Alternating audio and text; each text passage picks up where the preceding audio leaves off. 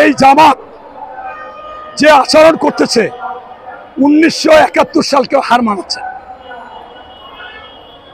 আপনারা নাটক সিনেমায় দেখেছেন, দুই এক জায়গায় জামাতের লোকজন দাড়ি টাড়ি রেখে বলে এখন সুযোগ এসেছে, মানে অভিনয় বলতেছে, আমাকে জুতা মেরে বের করে দিয়েছে বাড়ি থেকে, ওদেরকে আমি জুতার মালা গলায় দিয়ে বের করে দেব। এরা হচ্ছে প্রতিহিংসা পরায়ণ। টোটাল কথা হচ্ছে যে এই মানুষকে যে মূর্খ বলেছে এটা তো সে বলতেই পারে না। এটা হচ্ছে আল্লাহর পক্ষ থেকে উনি যে মিথ্যাচার করতেছিল তার একটা খারাপ উক্তি বের হয়ে গেছে যে বাংলাদেশের মানুষকে মূর্খ বলেছে।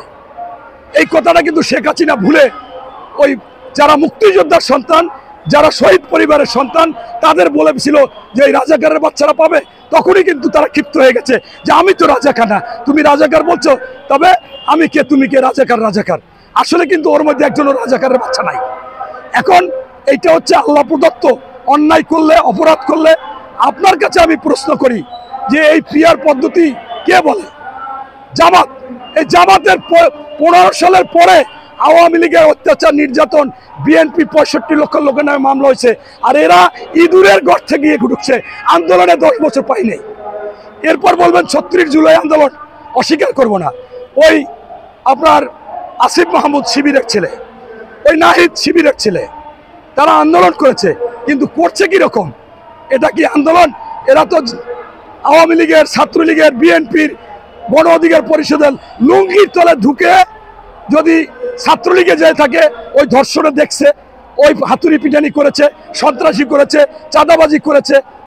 যদি কারো আপনার এরকম অভ্যাস হয়ে যায়, সেই অভ্যাস কি ফেরত আসবে? আপনি দেখতেছেন যে আজকে বাংলাদেশে গডফাদার, ডাবল গডফাদার হচ্ছে এই আসিফ মাহমুদ। তার বাবাও গডফাদার, সেও গডফাদার। জামাতের আমির বলল কোনো নারীদের সমস্যা হবে না, তোমরা গান বাজনা সিনেমা সব করবা। তাহলে একই অঙ্গে বহুরূপ। আবার উনি আপনার আজকে যারা হিন্দু তাদেরকে নিয়ে কমিটি করতেছে। ইসলামে স্পষ্ট আছে অন্য ধর্মের লোক নেতা হতে পারবে না, তাদের নেতৃত্বে চলা যাবে না, আমার আমির হবে বা খেলাফত প্রাপ্ত হবে আমাদের মধ্যে।